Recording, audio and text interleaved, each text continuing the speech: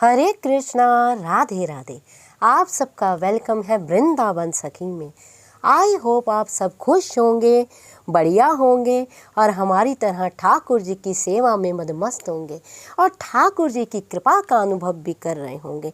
तो friends, video चालू करने से पहले मैं सबसे पहले आपको नए साल की बहुत बहुत बधाई हो। नया साल आपके लिए बहुत ही मंगलमय हो।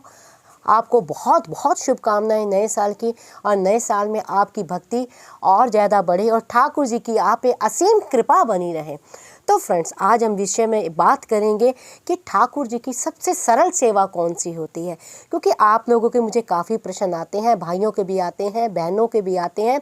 तो मुझे किसी ने पूछा, दीदी आप बताइए कि लड्डू गोपाल जी की सुना है बहुत सेवा होती है, इतनी सेवा करनी बड़ी कठिन होती है, तो आप बताइए सबसे सरल सेवा लड्डू गोपाल जी की कौन सी हो। तो आज हम इसी विषय में बात करेंगे। आप सब लोग जैसे कि जानते हैं, मैं जो भी आपको बताती हूँ बड़ा ही सरल बताती हूँ, बड़े ही आसान तरीके से बताती हूँ कि आपको सरलता से जिसको आप कर सके।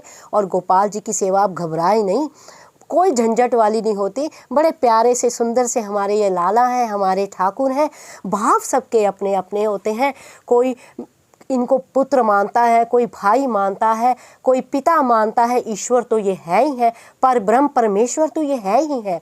तो लड्डू गोपाल के साथ हमारे अलग से भाव रहते हैं, एक अलग सा ही प्रेम रहता है। तो सबसे पहले सबसे सरल सेवा जो लड्डू गोपाल जी की होती है, सबसे पहले मैं ये कहना चाहूँगी, जब भी आप गोपाल जी को ले तो कोई शुभ, वैसे तो गोपाल जी जिस दिन घर आते हैं वो दिन सबसे शुभ होता है, इसमें कोई शुद्धता की बात ही नहीं है। वो दिन ही शुभ है जिस दिन गोपाल जी घर में आते हैं। अगर फिर भी आपके हृदय में ये भाव है कि कौन सा दिन, फिर आप एकादशी को ले सकते हैं, गोपाल जी को किसी जन्माष्टमी पे ले सकते हैं, एकादशी पे ले सकते हैं। तो ये सारे दिन शुभ होते हैं। ऐसा कोई मन में आप विचार ना लाएं कि गोपाल जी को हम किस दिन घर में लाएं। जिस दिन प्यारे आ जाएं वही दिन शुभ होता है। और सबसे बड़ी बात मैं आपसे ये कहना चाहूँगी कि जो मैं हमेशा कहती हूँ, ठाकुर जी को आप नहीं चुनते, प्यारे आपको चुनते हैं। मेरे गोपाल आपको चुनते हैं, जिस पे प्यारे अति प्रसन्न हो जाते हैं। जब आपकी जन्म जन्मांतर की भक्ति उदय हो जाती है ना, जन्म जन्मांतर की भक्ति, तो फिर ठाकुर जी आप पे कृपा करते हैं। ये भक्ति हमारी इस जन्म की नहीं है, जन्म जन्मांतर पुरानी है। ठाकुर जी की सेवा में जब ठाकुर जी प्रसन्न हो जाते हैं तो ही प्यारे आपके घर में आते हैं। तो सबसे पहली बात ये। दूसरा, ठाकुर जी की सेवा कोई मुश्किल नहीं है। छोटे से ठाकुर हैं, बड़े ही प्यारे हैं। आप किसी भी साइज के गोपाल जी ले, सेवा उतनी है। ये नहीं है कि छोटे हैं तो कम सेवा है, बड़े हैं तो ज़्यादा सेवा है, ऐसी कोई बात नहीं है। करना ही क्या है, सर्वप्रथम सुबह ठाकुर जी को जब आपने उठाना है तो बड़े प्यार से सहला के ठाकुर जी को बड़े प्रेम से, मैंने आपको पहले भी बताया है, 3 बार प्यारे को ताली देनी है आपने। तो हो, अगर आता हो, गा सकते हैं तो कोई लोरी सुनाइए ठाकुर जी को, गोपाल जी को। मेरे मुँह से ठाकुर जी ही निकलता है, क्योंकि हमारे यहाँ सखी भाव से सेवा होती है। तो आप लाला कहते हैं तो आप लाला भी कह सकती हैं, वो आपके भाव है।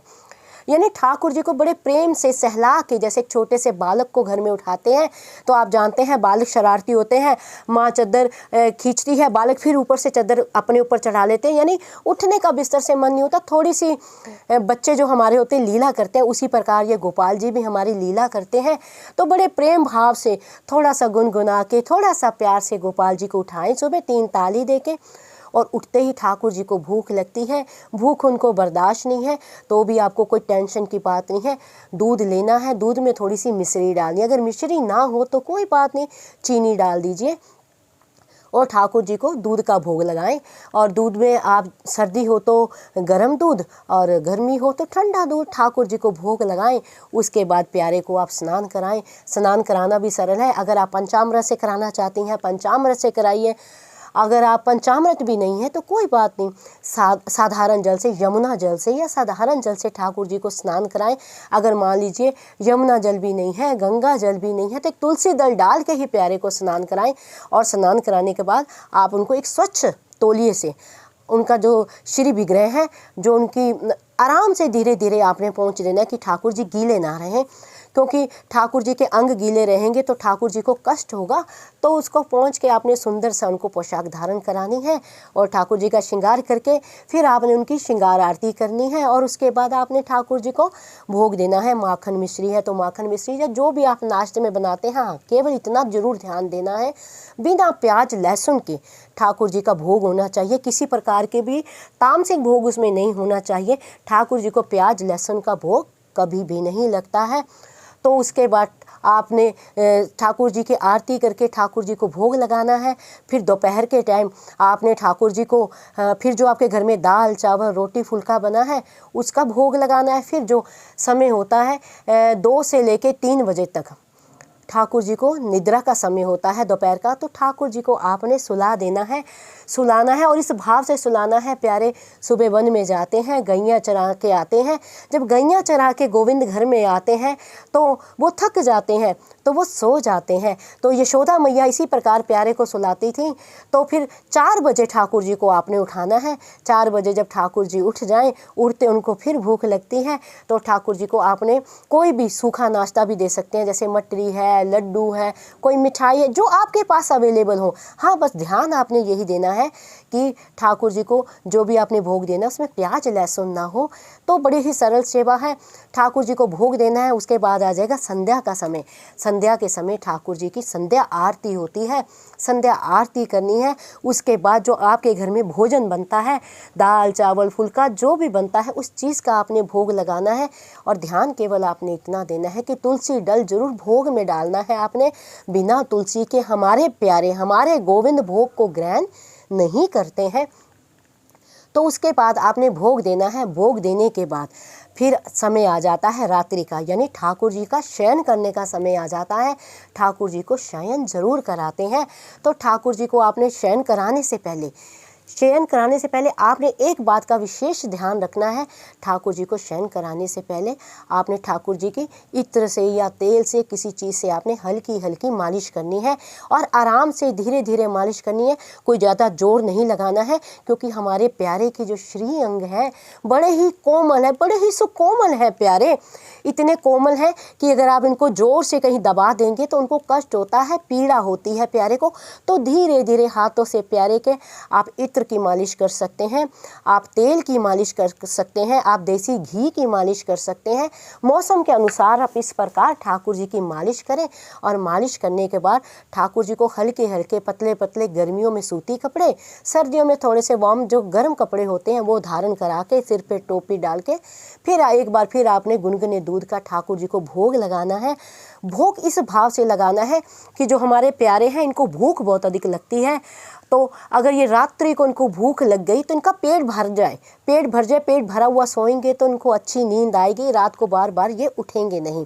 तो ठाकुर जी को आपने शयन कराने का भी आपने इस बात का विशेष ध्यान देना है कि ठाकुर जी को चलो आजकल थोड़ा सा व्यवस्था की ऐसी हो गई है कि लोग रात को लेट सोते हैं। आप सोते हैं, आप 10 बजे सोएं, 12 बजे सोएं, 2 बजे सोएं, वो आपकी निजता है, हम उस विषय में बात नहीं करते हैं। लेकिन ठाकुर जी को रात के 9 और 10 बजे के बीच में ठाकुर जी को शयन करवा दें। आप जागते हैं तो जागे, ठाकुर जी की नींद आप खराब ना करें। तो ठाकुर जी को आप सुला दें। सुलाना भी आपने इसी प्रकार है, मौसम के अनुकूल। अगर गर्मियां हैं तो इनको कॉटन की चादर, कॉटन का बिस्तरा, अगर सर्दी है तो गर्म बिस्तरा, रज़ाई दे के ठाकुर जी को आपने सुलाना है। और पास में ठाकुर जी के वंशी रखनी है। और एक विशेष ध्यान आपको रखना है कि रात के समय जब आप ठाकुर जी को सुलाएं तो पास में कुछ खाने के लिए ज़रूर रखें, क्योंकि हमारे ठाकुर जी रात को रासलीला करने जाते हैं। ये भाव है भक्तों के, ब्रज में यही भाव रहता है। हमारे वृंदावन में आएंगे तो यही भाव रहता है कि ठाकुर जी रात को रासलीला करने जाते हैं और जब रासलीला करके प्यारे आते हैं तो फिर ठाकुर जी को भूख लगती है, या आधी रात को ठाकुर जी की नींद खुल जाए और ठाकुर जी को भूख लगे तो फिर वो भूखे रह जाएंगे। इस भाव से खाने का फल हो, मेवे हो, जो भी आपके पास हो, वो ठाकुर जी के पास बिस्किट, फल, मेवे या आप उनके पास रख दें और ठाकुर जी को शयन करा दें। सुबह फिर वही दिनचर्या है ठाकुर जी की, वैसे उठाना, सुलाना, नहलाना तो कोई बहुत बड़ा काम नहीं है। जिस प्रकार घर में एक छोटा सा बालक होता है, बालक को हम केयर करते हैं, उसी प्रकार ठाकुर ठाकुर जी की हम केयर करते हैं, हम थोड़ा सा सोचते हैं ये भगवान है, तो हम थोड़ा सा घबरा जाते हैं कि कैसे करेंगे, कैसे होगा, कैसे नहीं होगा। सब देखो जी, करने कराने वाले ठाकुर जी स्वयं हैं। हमारी क्या हैसियत है, हम क्या करने योग्य हैं जो हम ठाकुर जी का करें कुछ। करवाते भी वही हैं, करते भी वही हैं। तो ठाकुर जी को अगर आपसे सेवा करानी होगी तो वो अपने आप आपसे ढंग से सेवा करवाते जाएंगे, और कोई ताम झाम नहीं है। बहुत सरल सेवा है मेरे प्यारे की। ठाकुर जी तो वैसे भी हमारे भाव के भूखे हैं। ठाकुर जी तो कहते हैं, भाव का भूखा हूँ मैं, भाव केवल सार है, भाव से मुझको भजे सो भव से बेड़ा पार है। यानी जो भी क्रिया आप करें केवल भाव से करें, भाव से ही ठाकुर जी को प्रेम करें, भाव से ही भोग लगाएं। भोग भले ही आप थोड़ा लगाएं, ज़्यादा लगाएं, उससे कोई फर्क नहीं पड़ता। चाहे आप 4 वस्तुओं का लगाएं, चाहे 56 भोग लगाएं, चाहे अन्नकूट लगाएं, लेकिन भाव से लगाया गया भोग थोड़ा सा भी बहुत होता है। तो आपने जो करना है भाव से करना है, जो करना है प्रेम से करना है। और ठाकुर जी तो प्रेम से, वैसे ही भाव को तो वैसे ही स्वीकार करते हैं। तो साधारण सी सेवा है, आप ठाकुर जी की कीजिए। मैंने आपको बहुत सरल तरीके से बताई है, कोई ज़्यादा झंझट नहीं है। तो आई होप आपको पता लग गया होगा कि सरल तरीके से ठाकुर जी की सेवा हम किस तरह करें। तो ये प्यारे प्यारे ठाकुर हैं, बड़े ही प्रेम से रिझ जाते हैं, प्रेम से और भाव से सेवा करें। फिर भी आपके मन में किसी तरह का प्रश्न है, किसी तरह की कोई क्वेरी है, कोई किसी तरह की कोई जिज्ञासा है, तो आप मुझे कमेंट बॉक्स में लिखें। जितना भी मैंने संतों की वाणी से सुना है, जितना भी मैंने रसिकों के संग से पाया है, जितना भी मैंने इसके प्रेम में अनुभव किया है, और जितना भी मैंने अध्ययन किया है, उसके अकॉर्डिंग ही मैं आपके प्रश्नों का आपको उत्तर देती हूँ। तो आई होप आपको ये वीडियो अच्छा लगा होगा। अगर वीडियो अच्छा लगा है तो इस वीडियो को लाइक करना, शेयर करना, सब्सक्राइब करना ना भूलें। हरे कृष्णा, राधे राधे।